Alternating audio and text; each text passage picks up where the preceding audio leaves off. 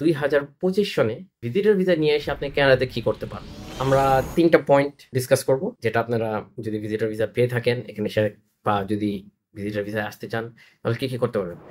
Tourism and travel, তো যেটা খুবই অবভিয়াস, এখানে এসে আপনি ঘোরাফেরা করতে পারবেন, বিভিন্ন জায়গা দেখতে পারবেন, অনেক site seeing places, museum etcetera, অনেক এক্সকারশনও হয়, তো এগুলো আপনি পার্টেক করতে পারেন এবং বিভিন্ন জায়গা ঘুরে দেখতে পারেন। 2 নম্বর, বিজনেস ভিজিট। তো অনেকে এসে তারা অনেক বিজনেস অপরচুনিটি খুঁজে যে এখানে এসে কি করা যায়, রাইট?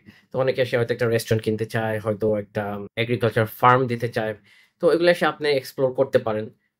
কোনো পার্টনারশিপও যেতে পারেন, এসে এসে কোনো রকম এস্টাবলিশমেন্ট যদি আপনি করতে চান, তো এগুলো সব আপনি এসে ঘুরে ফিরে দেখতে পারেন এবং আপনার জন্য কোনটা বেস্ট হয় এটা আপনি বিবেচনা করতে পারেন। 3 নম্বর, ফ্যামিলি অ্যান্ড পার্সোনাল ভিজিট। তো অনেকে আসে জাস্ট ফ্যামিলিদেরকে ভিজিট করার জন্য। তো আপনি আসবেন, আপনাদের প্রিয়জনের সাথে দেখা সাক্ষাৎ করবেন, ঘোরাফেরা করবেন, বিভিন্ন জায়গায় যাবেন। এটা হলো বেসিক্যালি নর্মাল, এগুলো উইথিন লিগ্যাল লিমিটস, মানে আইনগতভাবে আপনি এইসব কাজগুলা করতে পারেন। এখন কি কি করতে পারবেন না সেটাও আমি বলে দিচ্ছি। আপনি এসে কোনো কাজ করতে পারবেন না যেটার জন্য আপনি স্যালারি বা বেতন বা পেমেন্ট পাচ্ছেন। এটার জন্য আপনার ওয়ার্ক পারমিট লাগবে বা আপনার কোনো এক্সেমশনস থাকতে হবে। 2 নম্বর, ভিজিটর ভিসা নিয়ে আপনি কোনো ফুল টাইম এডুকেশন এনরোল করতে পারবেন না। মানে আপনি এখানে এসে যদি মনে করেন ভিজিটর ভিসা এসে আপনি পড়ালেখা শুরু করবেন, সেটা হবে না। আপনার স্টাডি পারমিটের জন্য অ্যাপ্লাই করা লাগবে।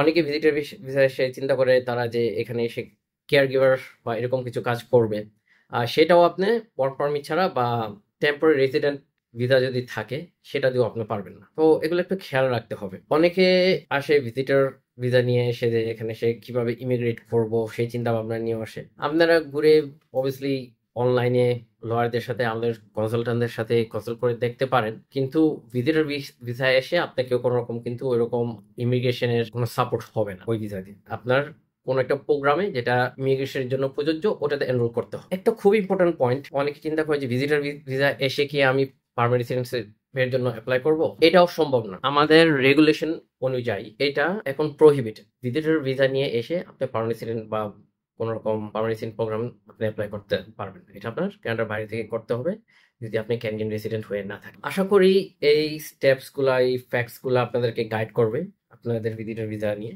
আপনাদের যদি কোনো রকম কোনো প্রশ্ন, কোনো রকম কোনো সহযোগিতা লাগে, অবশ্যই আমাদের সাথে যোগাযোগ করবেন। আমি আরসিআইসি দেলোয়ার হক সবসময় আপনাদের পাশে আছি। আসসালামু আলাইকুম।